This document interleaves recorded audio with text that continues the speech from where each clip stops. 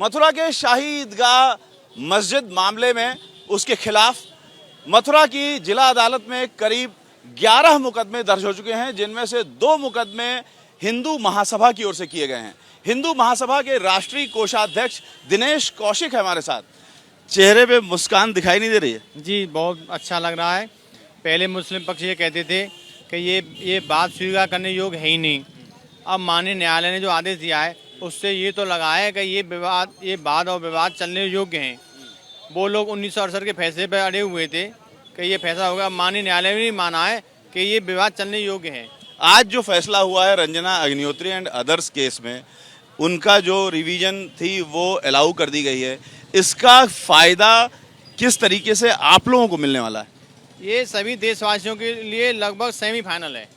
क्यों कि माननीय न्यायालय ने भी मान लिया है कि ये बात चलने योग्य है। तो इससे हमारे जो हमने साक्ष्य प्रस्तुत किए हैं वो साक्ष्यों को न्यायालय ने माना है, तभी तो न्यायालय ने अधीनस्थ कोर्ट में दिया है।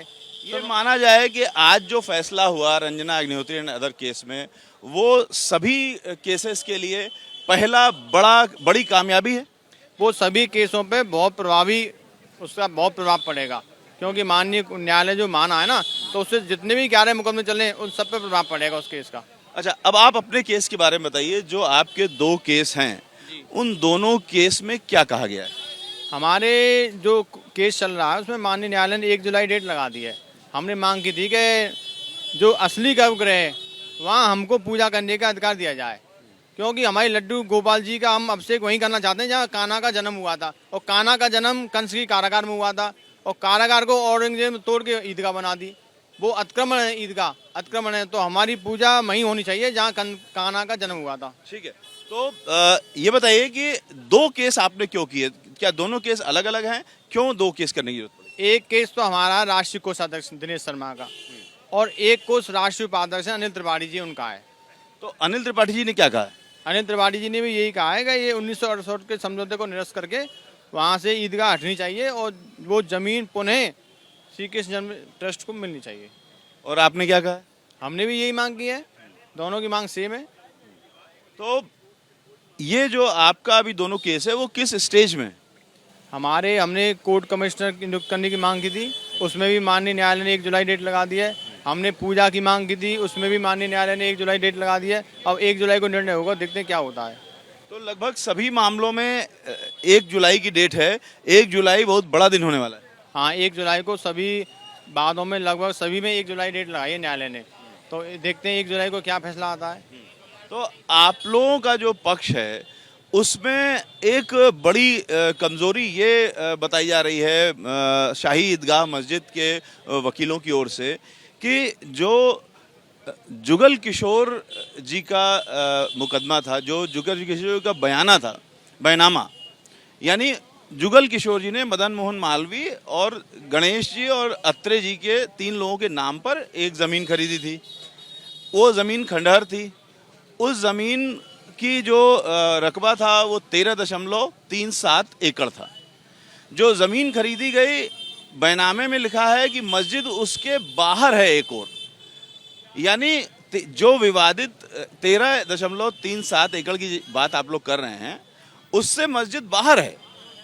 देखिए, माननीय न्यायालय में हमने जो अपना साक्ष्य प्रस्तुत करें उसमें वो जमीन आदरणीय मदन मोहन मालवीय जी के नाम है, और वो हिंदू महासभा के पूर्व राष्ट्रीय अध्यक्ष थे। अब तो ये माननीय न्यायालय में अपने साक्ष्य प्रस्तुत करेंगे कि वो ज़मीन कहाँ थी, क्योंकि वो ज़मीन पूरी हिंदू पक्ष की है, मुस्लिम पक्ष तो बहुत बाद में आया है। तो ज़मीन हिंदू पक्ष की है, क्लियर है, ये वो भी कह रहे हैं। लेकिन मुस्लिम पक्ष का कहना है कि मस्जिद तो उस ज़मीन से बाहर है। मैं आपको एक बात बताता हूँ कि ईदगाह और जन्मभूमि का मंदिर बिल्कुल एक ही जगह है, और ईदगाह के बाद में रेलवे लाइन की पटरी निकली है। तो जो मुआवजा मिला है ना, वो भी जन्मभूमि को ही मिला है, मंदिर वालों को ही मिला है मुआवजा। तो इससे ये साबित होता है कि ईदगाह तो बिल्कुल रेल की पटरी बगल में, फिर भी मुआवजा जन्मभूमि ट्रस्ट को मिला है। तो इसका मतलब यही है कि सारे कागजों में जन्मभूमि ट्रस्ट की ही ज़मीन है, तो ईदगाह की ज़मीन है ही नहीं, इन पर कोई प्रूफ ही नहीं है। लेकिन ज़मीन कुल जो है वो 13.37 एकड़ ही है। हाँ, टोटल ज़मीन 13.37 एकड़ है। यानी आप लोगों का कहना है कि वो मस्जिद उसी ज़मीन के अंदर है, और उनका कहना है कि वो 13.37 एकड़ से बाहर है। जितने भी पुराने साक्ष्य है ना, सब में जमीन का जो नाम दिखाया है वो जन्मभूमि ट्रस्ट का दिखाया है। ईदगाह वालों का कहीं नाम और निशान नहीं है। ये तो ये एक बात हो गई कि जमीन के भीतर है, विवादित जमीन के भीतर मस्जिद है या नहीं है। दूसरी चीज ये कही जा रही है कि जो समझौता जिसकी आप जिक्र कर रहे हैं 1968 का समझौता, उस समझौते को आप लोग माने नहीं मान रहे हैं, लेकिन वो समझौते को क्यों माने नहीं मान रहे हैं आप लोग? वो हम इसलिए मान्य नहीं कर रहे क्योंकि उसमें जो श्री कृष्ण जन्म सेवा संस्थान ने जो वो समझौता किया है और जमीन नाम है जन्मभूमि ट्रस्ट के नाम, तो वो संस्थान को उसको अधिकार ही नहीं है समझौता करने का। यहीं पर पेच है कि जो ट्रस्ट है वो पहले बना और समिति बाद में बनी। तो जब ट्रस्ट बन चुका था और ट्रस्ट ने ही समिति बनाई थी, तो समिति का जो फैसला है वो ट्रस्ट क्यों नहीं मान रहा? वो इसलिए नहीं मान रहे कि उस समिति को कोई राइट नहीं था फैसला लेने का। श्री कृष्ण जन्म जो ट्रस्ट है उसको अधिकार तो था, अच्छा उसको अधिकार जमीन देने का उसको भी अधिकार नहीं है, और संस्थान को तो 0% अधिकार नहीं है उसको देने का। तो मुस्लिम पक्ष तो कह रहा है कि हम लोग तो ठगे गए कि ट्रस्ट पहले बनाया, फिर एक समिति बना दी, उससे समझौता करा दिया, फिर कह दिया कि समिति माने ही नहीं है। वो तो जो समिति थी ना उस समय कांग्रेस की सरकार थी, ये तो सारा उसमें फर्जीफिकेशन किया गया था। एक मान रहे हैं कि फर्जीफिकेशन हुआ है। 1967 में तो समिति बना ली, 1967 में उसमें दाखिला बात दायर कर दिया और 68 में राजीनामा कर लिया।